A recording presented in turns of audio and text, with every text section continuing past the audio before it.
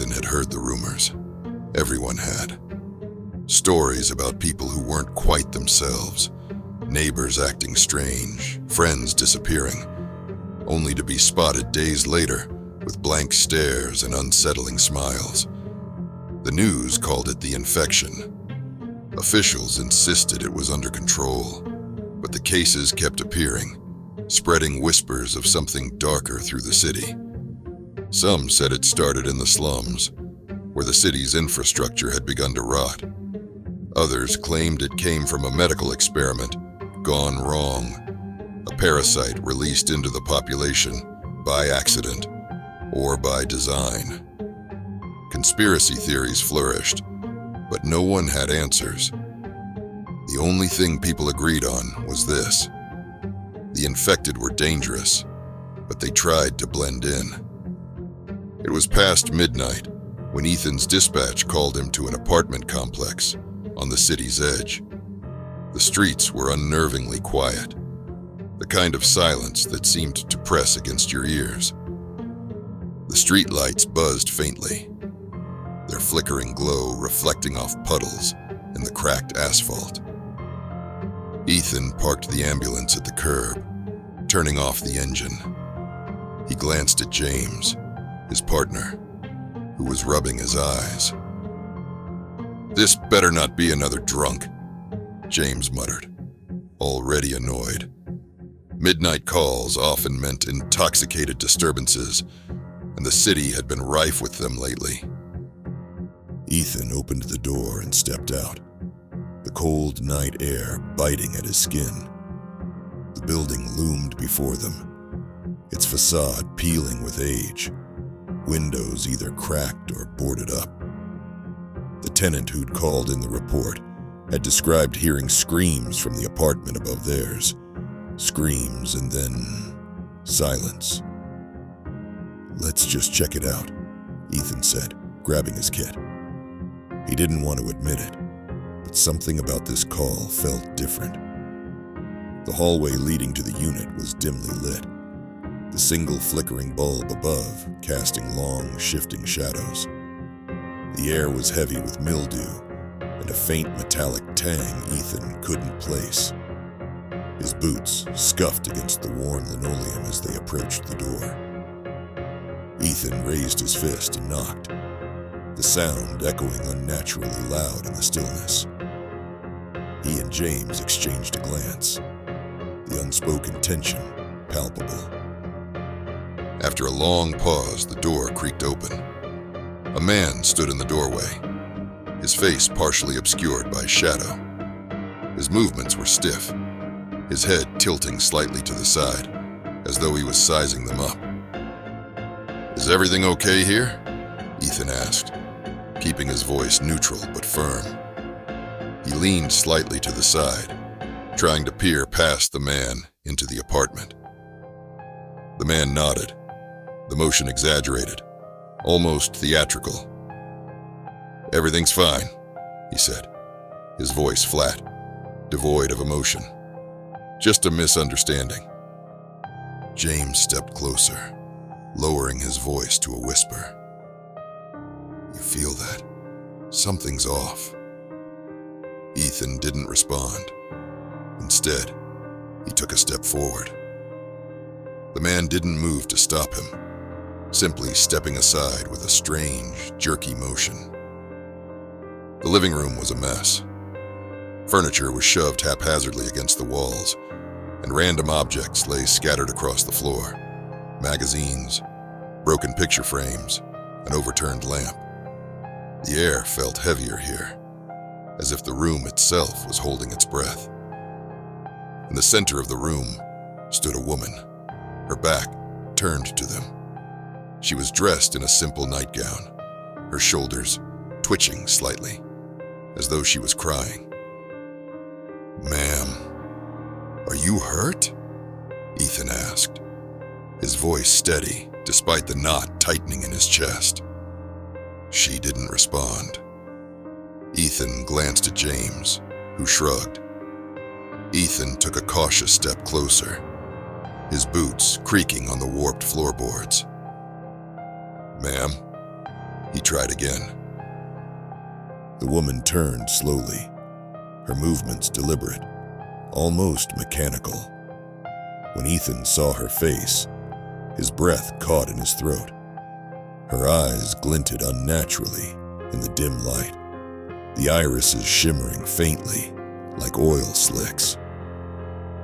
For a moment, Ethan thought it was just a trick of the light, but then they shifted, almost imperceptibly, as if the colors were alive. The way they caught the light wasn't natural. It was wrong. Ethan barely had time to process the sight before the man lunged at James. The force of the attack sent his partner sprawling onto the floor, the man straddling him, his hands clawing at James's throat with unnatural strength.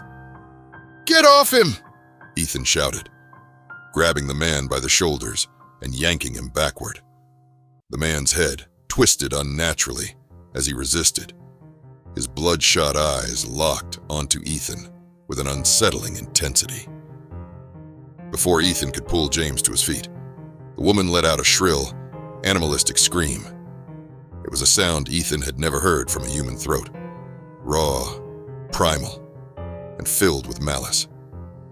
She moved toward him with sudden, jerking speed, her hands outstretched as if to claw at his face. Ethan reacted on instinct, shoving her back. Her body slammed into a side table, sending a lamp crashing to the floor. But she didn't stop. She scrambled to her feet with alarming agility, her glowing eyes fixed on him, her lips curled into a snarl. "James, get up!" Ethan yelled, grabbing his partner by the arm. Together, they staggered toward the door, adrenaline fueling their panicked retreat. They stumbled into the hallway, slamming the door shut behind them. Inside, the sounds of thrashing and guttural growls echoed, mingling with the woman's feral screams. The noise was deafening, a chaotic symphony of rage that made Ethan's hands tremble as he fumbled to lock the door. "What the hell was that?" James panted, leaning against the wall, his chest heaving. Ethan shook his head, his mind racing. "I don't know, but those weren't normal people." For a moment, they stood there in silence, the muffled sounds of chaos still emanating from the apartment. Then, with a sudden, eerie quiet, the noises stopped. Ethan exchanged a glance with James, both of them frozen. The silence was worse than the noise. It was calculated, predatory. "We need to go," Ethan said, his voice barely a whisper. He grabbed James's arm again, pulling him down the hallway and out of the building. The days that followed were a blur of paranoia. Ethan went through the motions of his job, but his thoughts were consumed by the events in that apartment. He couldn't shake the image of the woman's eyes, how they shimmered, alive with something that wasn't human. At first, he tried to rationalize it. Maybe it was a trick of the light, or a symptom of some bizarre illness. But deep down, he knew better. Everywhere he went, he felt it, the weight of unseen eyes watching him. At the grocery store, he noticed a man in a tattered jacket, standing too still, his gaze lingering on Ethan for a moment too long. On the bus, a woman sat in the corner, her head tilted slightly, as if listening to a sound no one else could hear. At first, Ethan told himself it was just his imagination. The city was on edge. People were bound to act strange, but the signs kept piling up. He started noticing subtle, deliberate movements, people turning their heads in unison, their eyes darting to the same point, as if following an invisible cue. Sometimes, he'd catch someone staring at him with that same intensity, their eyes glinting in a way that made his stomach churn. The infection wasn't just a rumor. It was real, and it was spreading. One evening, Ethan sat alone in his apartment, the TV on but muted. The flickering images cast shadows across the room, but he didn't notice. His mind was elsewhere, replaying the scene in the apartment over and over. The woman's scream, the man's inhuman strength, the way they moved, like puppets on strings, controlled by something unseen.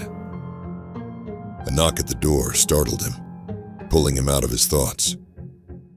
He froze, his heart racing. It was late, too late for visitors. He approached the door cautiously, peering through the peephole. The hallway was empty. Ethan stepped back, his skin crawling. He locked the door and turned off the lights, retreating to his bedroom. As he sat on the edge of his bed, he realized he was gripping his phone so tightly, his knuckles were white. He didn't know what was happening, but he knew one thing for sure. He was being watched. One night, unable to bear the growing weight of his paranoia, Ethan reached out to his best friend, Daniel. If there was anyone he could trust, it was him. They met at a quiet diner on the edge of town, a place they used to frequent before the city fell into its current state of unease. The streets outside were eerily empty, the flickering neon sign of the diner casting faint shadows on the pavement. Ethan parked his car and stepped inside, the faint hum of the fluorescent lights doing little to soothe his nerves. Daniel was already at a booth, nursing a cup of coffee. "You look like you've seen a ghost," Daniel said, as Ethan slid into the seat across from him. Ethan tried to smile, but it didn't reach his eyes. Something like that. The diner was almost silent, save for the occasional clatter of dishes from the kitchen.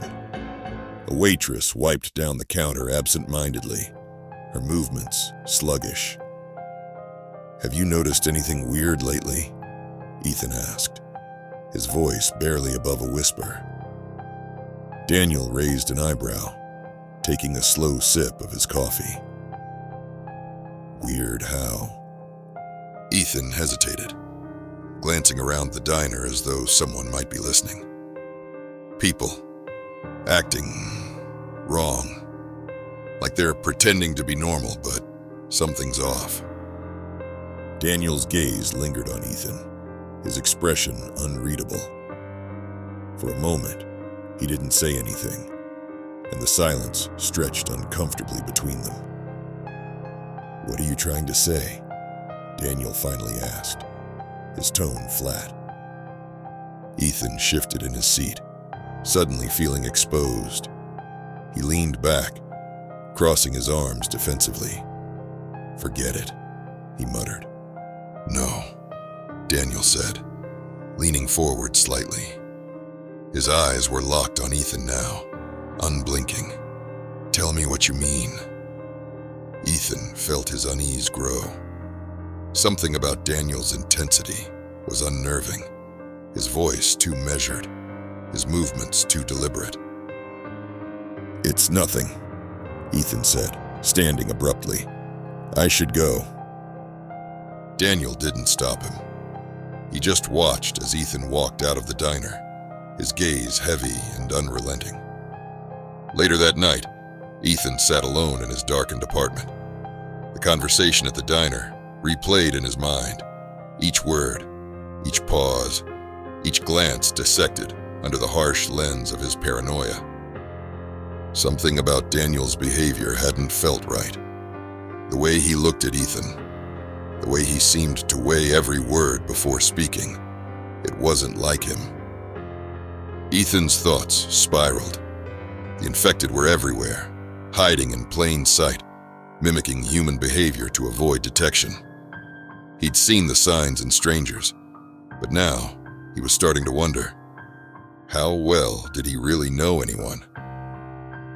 The infected always seemed to know where to find their targets, always one step ahead. At first, he'd thought it was just coincidence, or maybe some kind of pattern he couldn't see. But the answer had been staring him in the face all along. They were connected. One infected could see through another's eyes. Their vision was shared. Their thoughts linked in some grotesque network. That's how they coordinated, how they always seemed to know. A chill ran down Ethan's spine as the realization clicked into place. Daniel's distant, calculating gaze, his measured words, the way he seemed to be studying Ethan, as though trying to decide something. Ethan's stomach churned.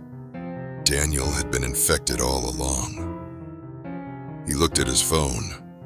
Daniel's number still highlighted from the call they'd made to arrange the meeting. His finger hovered over the screen, a part of him desperate to hear his friend's voice, to confirm he was imagining things. But he knew better. The infected were connected. If he called Daniel now, they'd know exactly where he was. The weight of the truth pressed down on him, suffocating. He was alone, and they were watching. Ethan bolted upright from the couch, the weight of his realization crashing down on him. His chest heaved, every shadow in the room suddenly alive with threat. He grabbed his keys, a bag he'd hastily packed weeks ago in case things ever went south, and headed for the door. His apartment building was eerily silent as he descended the stairs, his footsteps echoing in the narrow stairwell. He flinched at every sound, the creak of a floorboard above, the faint hum of the exit sign. By the time he reached his car, his hands were trembling so badly it took 3 tries to unlock the door. Ethan didn't know where he was going, only that he had to get as far away as possible. He started the engine, the headlights cutting through the darkness as he pulled out onto the empty street. For a few fleeting moments, he felt a sliver of hope. The city was quiet, the roads deserted. Maybe, just maybe, he could outrun them. But then, in the rearview mirror, he saw it. Headlights trailing him, closer than they should have been. His grip tightened on the steering wheel as his pulse quickened. He pressed harder on the gas, weaving through the streets, but the car behind him matched his every move. Panic clawed at him as he glanced at the sidewalk. A figure stood perfectly still beneath a flickering streetlight, their silhouette unnaturally rigid. Their face was shadowed, but their eyes, glowing faintly, tracked his car as it passed. Ethan's breath hitched. Everywhere he looked, he saw them, watching, waiting. The headlights behind him gained on him, the car now close enough to flood his rearview mirror with light. He turned sharply onto a side street, his tires screeching, but it didn't shake them. As he sped through the darkened neighborhood, more figures emerged from the shadows. Some stood on the corners, their heads tilting as they watched him pass. Others walked slowly down the sidewalks, their glowing eyes locking onto him, even as their bodies remained unnaturally calm. His chest tightened. They weren't chasing him. They didn't need to. They were everywhere. Their presence, an oppressive blanket he couldn't escape. Ethan slammed on the brakes, the car skidding to a halt in the middle of the street. His breath came in ragged gasps as he clutched the steering wheel, his knuckles white. He couldn't outrun them, not when they saw everything. A tap on the driver's side window made him jump. Ethan turned his head slowly, dread settling in his stomach like a lead weight. Daniel's face stared back at him, pressed against the glass. His expression was blank, devoid of anything human, but his eyes glowed faintly, their light cutting through the darkness like twin beacons. Ethan recoiled, fumbling with the gear shift, but before he could move, the shadows around him shifted. From the corner of his eye, he saw them. Figures stepping into the street, their movements slow and deliberate. One by one, they emerged from the darkness, surrounding his car in a perfect, silent circle. They didn't speak. They didn't move. They only watched, their glowing eyes fixed on him with unrelenting focus. Ethan's chest heaved as he realized there was no escape. The infected weren't chasing him. They were hurting him, driving him into a corner where he had nowhere left to run. The last thing he saw was Daniel's face, his eyes glowing brighter now, as though mocking him. The figures closed in, the circle tightening. And then the shadows moved.